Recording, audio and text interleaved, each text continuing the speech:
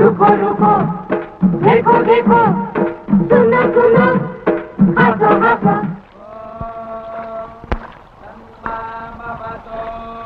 तद्भक्तारमवतो अवतु माम् अवतु भक्तारम्। ओम शांति शांति शांति।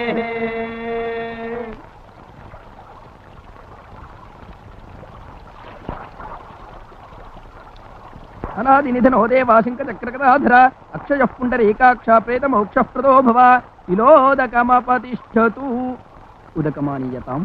इलोदकमपतिष्ठतु। किञ्चिज्जलम् आनीयताम्। अनादिनिधनो देवाशङ्खचक्रगदाधर अक्षयः पुण्डरीकाक्ष प्रेतमोक्षप्रदो भव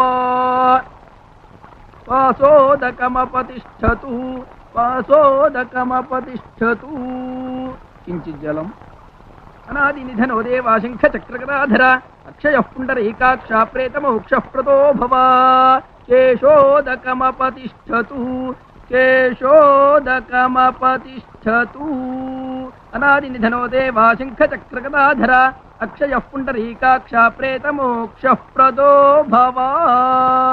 राजन्, सम्पूर्णमिदं कार्यम् इष्टं यतां भवान्।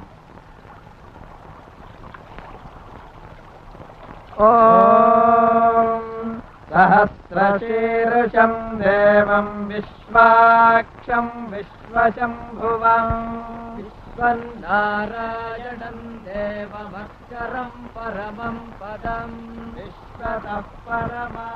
जातस्य मरणं ध्रुवम्। महाराज, राजमाता के संसारिक बंधनों का समय पूरा हो चुका था। वो तो मुक्त हो गई। वो तो ठीक है राजगुरु जी, पर हमें दुख केवल इस बात का है कि हम उनकी अंतिम इच्छा पूरी नहीं कर सके। कौन सी इच्छा थी महाराज? मरने से एक दिन पहले उन्होंने आम खाने की इच्छा प्रकट की थी, मगर दूसरे दिन उनकी मृत्यु हो गई।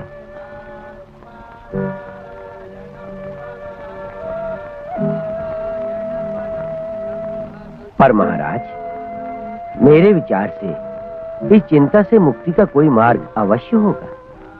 वो कौन सा मार्ग है? अब महाराज, सारे विधान की जानकारी तो मुझे नहीं है, पर राजपुरोहित माधवाचार्य जी से निश्चित ही कोई उचित परामर्श मिल जाएगा।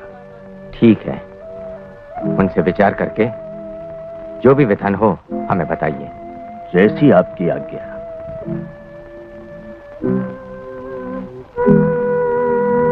माधवाचार्य जी, इस समस्या का शास्त्र सम्मत जो भी विधान हो कृपया बताएं। राजगुरु जी, ये तो सनातन सत्य है कि अधूरी इच्छाओं को लेकर मरने वाले की आत्मा भटकती रहती है। भटकती हुई आत्मा को मुक्ति दिलाने का उपाय ये है कि जिस वस्तु की इच्छा अधूरी रह गई हो उसे 13वें संस्कार के दिन दान कर दिया जाए। तो ठीक है, कल ही सभी लोगों को आम का दान दिलवा दिया जाएगा। पर इस ऋतु में आम कहां से मिलेगा?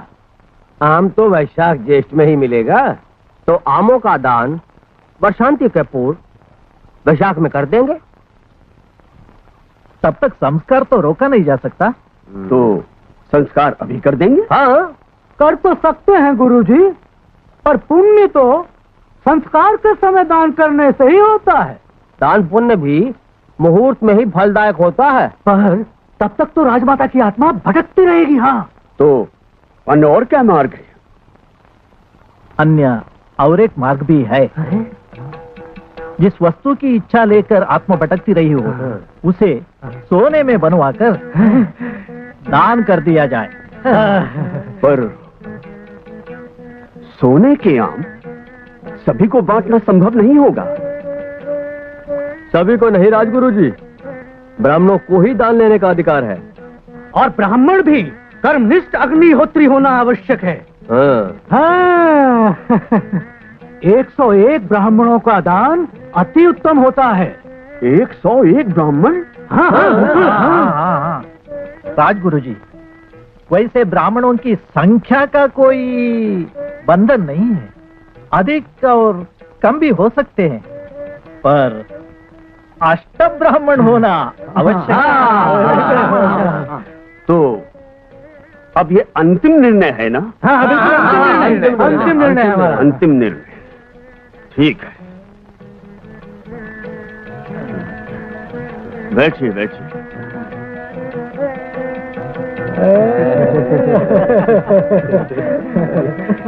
सोने का आम, सोने का मंगलम भगवान विष्णु, मंगलम मधुसूदन, मंगलम देवकी पुत्रो, मंगलम गरुड़ध्वज, उत्तिष्ठोत्तिष्ठ गोविंद, उत्तिष्ठ गरुड़ध्वज,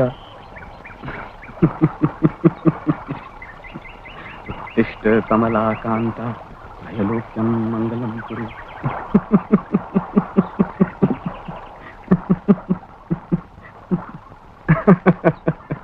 क्या बात है महाशय, आज से पहले तो आपको यहाँ व्यायाम करते नहीं देखा। ओह, तेनालीराम जी, हाँ, कमर का दर्द खत्म करने के लिए ये व्यायाम कर रहा हूँ। वैद्य जी ने कहा है कि इसके सिवाय और कोई रास्ता नहीं है। हाँ, लेकिन आपको कमर का दर्द कब से है? हाँ?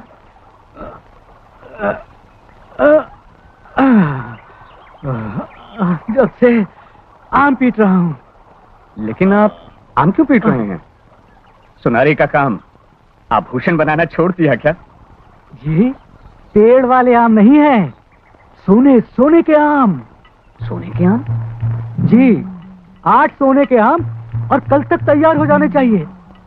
अभी तो केवल 5 बने हैं। पता नहीं अभी कितने और बनाने पड़ेंगे। हाँ, किंतु सोने के आमों का आप करेंगे क्या? आपको नहीं पता? नहीं। नहीं नहीं, तब तो बहुत आश्चर्य है। ये सोने के आम स्वर्गीय राजमाता की 13वीं में राजा सभी ब्राह्मणों को बांटेंगे। हाँ। अच्छा अच्छा, नहीं, ये मुझे नहीं पता था। तेनालीराम जी, और भी 3 आम बनाने हैं। ये देखिए, हाथों में छाले पड़ गए हैं, पर जो भी हो बनाने तो हैं ही, इसलिए ये कर रहा हूं।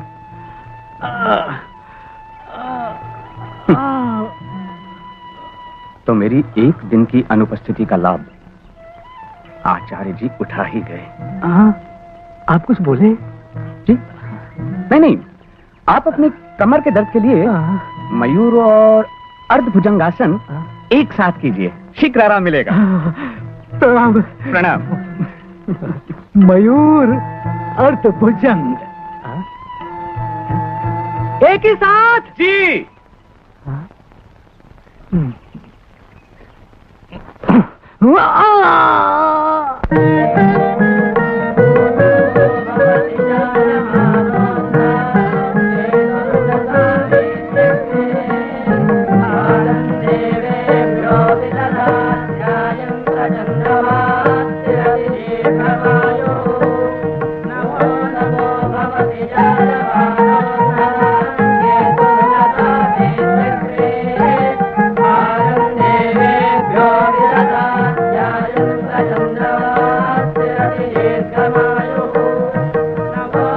कीर्तिमान भव राजन।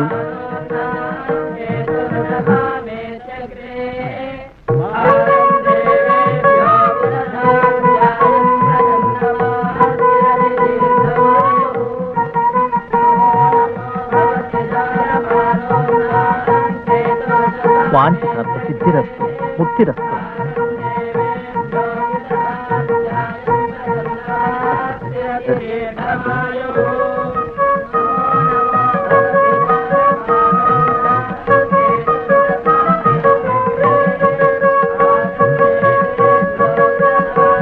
श्रेयस्ते।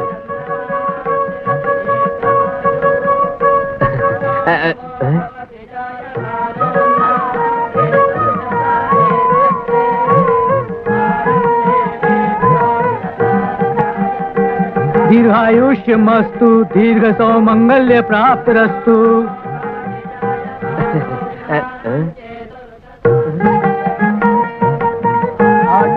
आयुष्याभिवृद्धिरस्तु।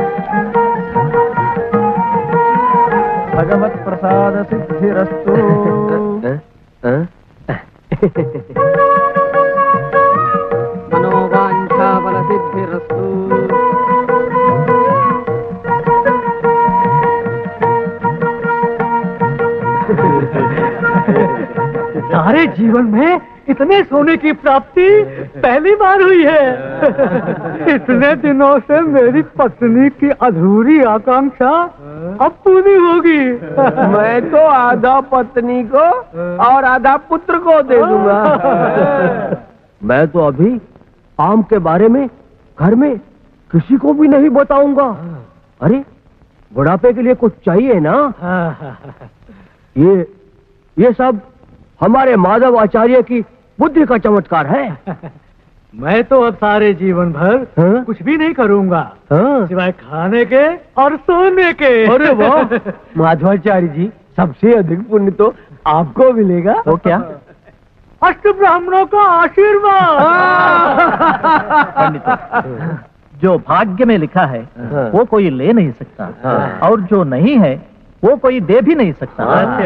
पर होशियार, याद रखना, ये सोने के आम के बारे में किसी से कुछ कहना नहीं। क्यों? बाद में अनर्थ हो जाएगा, पछताओगे। कितना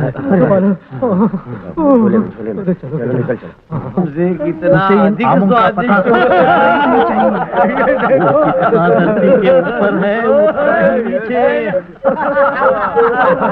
अरे ये जीवन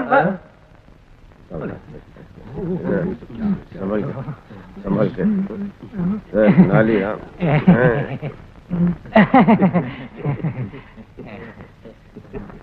क्या हुआ रामकृष्ण, इतने उदास क्यों खड़े हो? कुछ नहीं आचार्य, आज मेरी माँ का भी त्रयोदशी संस्कार है। बहुत दुख हुआ रामकृष्ण तुम्हारे माँ के बारे में सुनकर। आचार्य, मेरी एक प्रार्थना है। हाँ हाँ कहो। यदि आप ब्राह्मण मेरे घर चलकर भोजन कर लेंगे तो मेरी माँ का ये संस्कार सफल हो जाएगा। और आचार्य जी, मुझे भी आप ब्राह्मणों को भोजन करा के पुण्य मिलेगा। पर रामकृष्ण, अभी अभी हम। मैं जानता हूँ आचार्य जी, पर मेरा घर यहाँ से एक आध कोस दूर है। वहां पहुंचते पहुंचते सब भस्म हो जाएगा। और फिर ऐसा तो नहीं है आचार्य जी कि भोजन करा के मैं आप सब लोगों को दक्षिणा नहीं दूंगा। तो ठीक है, हम घर होकर ये सामान रखकर तुम्हारे यहाँ पहुँचते हैं। तुम चलो। आप क्यों कष्ट करते हैं? ये सामान आप मेरे घर लेते चलिए, मेरे नौकर आपके घर पहुंचा देंगे। नहीं नहीं नहीं नहीं नहीं, नहीं। सामान तो ऐसा कुछ नहीं है, पर कहिए कहिए आचार्य जी। आचार्य जी अभी आचार्य जी, अब हम क्या करेंगे? मेरे तो विचार है कि इसके साथ जाना ही अच्छा है, नहीं तो पता नहीं ये कब क्या करके बैठेगा। अच्छा, आप जैसा बोलेंगे वैसा करेंगे। चलो। रामकृष्ण जी, मुझे पता है कि बातों में तुम्हें जीतना संभव नहीं है, पर तुम अपनी माता की तेरा भी संस्कार इतनी श्रद्धा से कर रहे हो, तो हम आते हैं। धन्यवाद आचार्य जी। चलिए। अच्छा, हमारे भाग्य में 2 भोजन है तो कर लेंगे। चलिए।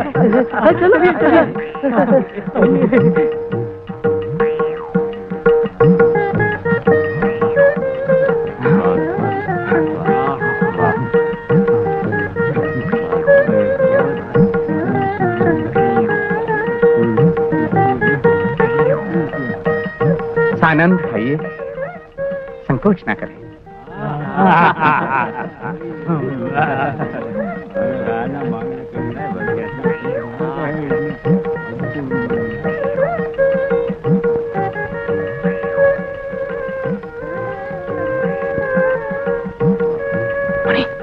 जल्दी करो, भोजन समाप्त होने वाला है। जी मालिक। चलो लगाओ। अमृता विदानमसि जहो विश्वा।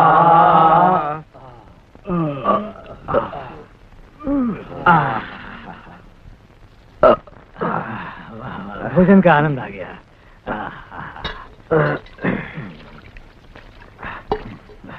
ये यहाँ क्या कर रहे हैं? पता नहीं। पता है? चलिए, लगता है कुछ पक रहा है।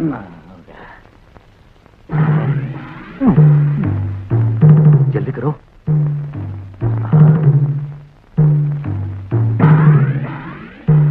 सुबो, बहुत सारे लोग हैं और सलाखें गर्म करनी पड़ेंगी। हाँ हाँ।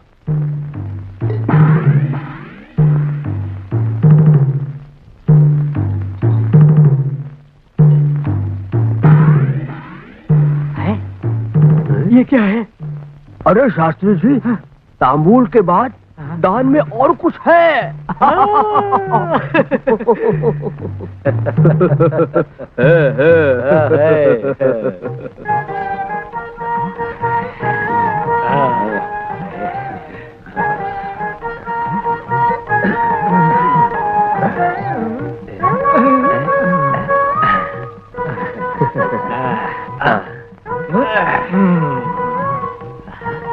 तेनाली रामकृष्ण, मन संकल्प सिद्धिरस्तु। अच्छा, अब हम लोग चलते हैं। रुकिए आचार्य जी, दक्षिणा भी स्वीकार कर लें, तब आप जाएं। क्या है? दक्षिणा? अवश्य अवश्य। क्यों नहीं? क्या दे रहे हो? लोहे की जलती सलाखों के दाग। क्या? सलाखों के दाग?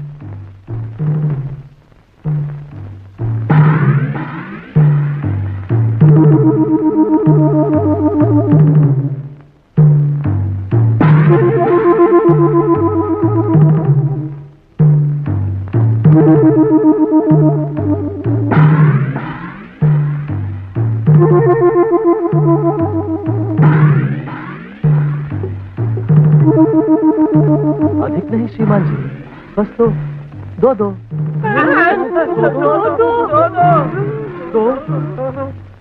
हाँ, दो। ये क्या है रामकृष्ण? तुमने भोजन की प्रार्थना की, अच्छा भोजन भी खिलाया, पर अब ये गरम सलाखों से दागना क्या है ये? अभी सब बताता हूँ आचार्य जी। मेरी माँ घुटनों के दर्द से पीड़ित थी। गरम लोहे की सलाखों से दगवाने से ही उन्हें आराम मिलता था, जिसकी उन्हें आदत हो गई थी। मैं अभी भी कुछ नहीं समझा। समझा रहा हूं आचार्य।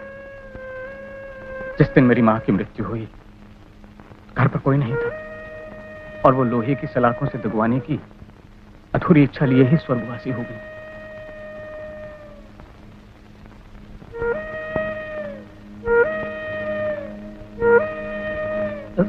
तेनाली रामा, इतने सारे ब्राह्मणों ने भोजन से तृप्त होकर तुम्हें आशीर्वाद दिया है।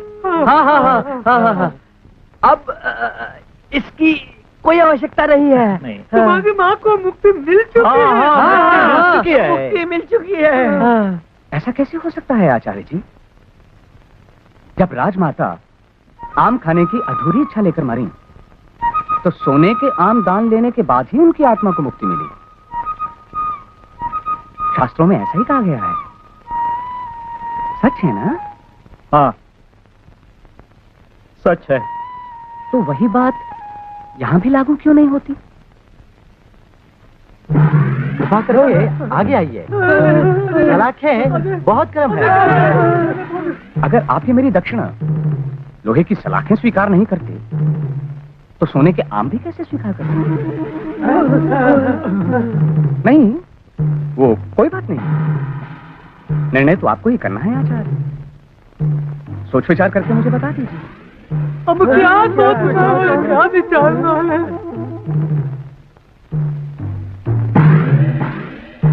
कहाँ बता दिया आपने हम लोगों को? मैं तो समझा था आप बहुत बुद्धिमान हैं, पर भाड़ में जाए सोने का आप। जाने तो जाने। मूर्ख हो तुम लोग। मैंने पहले ही कहा था, इनसे सावधान रहना। पर ये कहा था कि लोहे की सलाखों के दाग मिले थे। हम लोग बलपूर्वक निकल जाएंगे। सब लोग चलिए ना। आइए शिवाजी।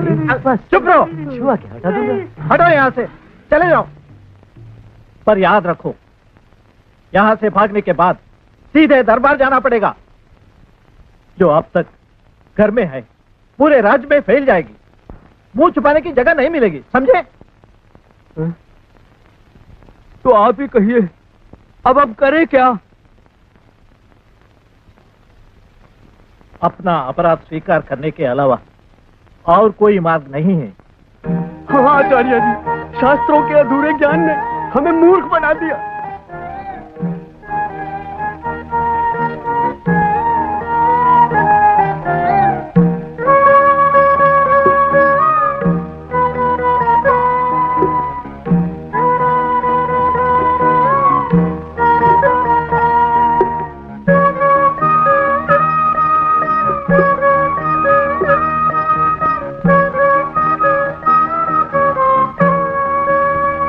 तेनालीराम,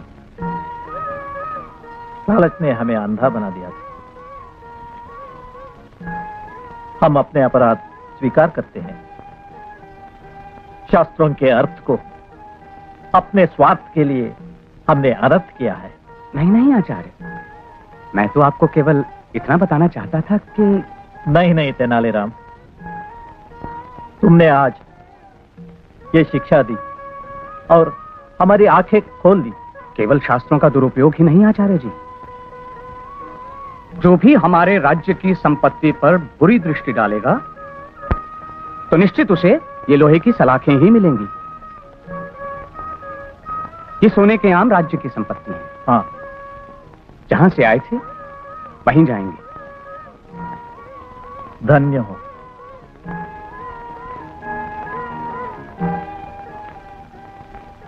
क्षमा करें महाराज।